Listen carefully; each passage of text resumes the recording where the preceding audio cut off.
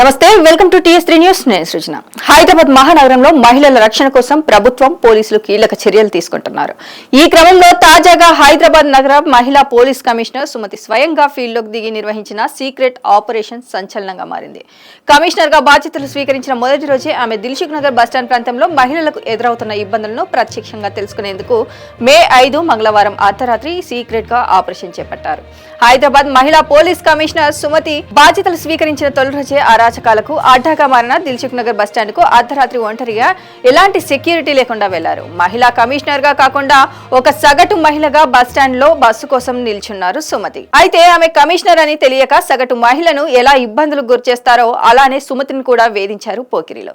ఈ ఆపరేషన్ లో ఆమె సగటు మహిళకు ఎదురయ్యే వేధింపులను స్వయంగా ఎదుర్కొన్నారు. బస్సు కోసం ఎదురు చూస్తున్న సుమతిని సుమారు 40 మంది పోకిరీలు చుట్టుముట్టి ఇబ్బంది పెట్టారు. రకరకాల అసభ్య ప్రశ్నలతో ఆమెను వేధించారు. అర్ధరాత్రి 12 నుంచి తెల్లవారుజామున 3 గంటల వరకు సుమతి ఈ ఆపరేషన్ నిర్వహించారు. ఆమెను చుట్టుముట్టిన పోకిరీల్లో ఎక్కువ మంది విద్యార్థులే కావడం గమనార్హం. అందులోనూ మద్యం మత్తు, గంజాయి మత్తులో ఉన్న యువకులే అధికంగా ఉన్నారు.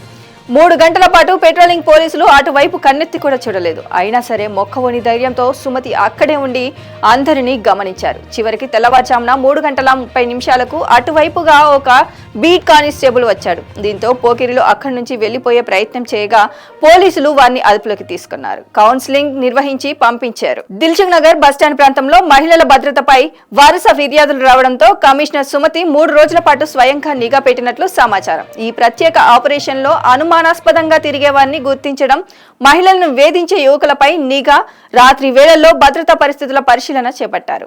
దిల్సుఖ్ నగర్ ప్రాంతంలో అధిక సంఖ్యలో హాస్టల్స్ ఉండడంతో రాత్రి వేళల్లో యువకులు సంచారం ఎక్కువగా ఉంటుందని పోలీసులు గుర్తించారు.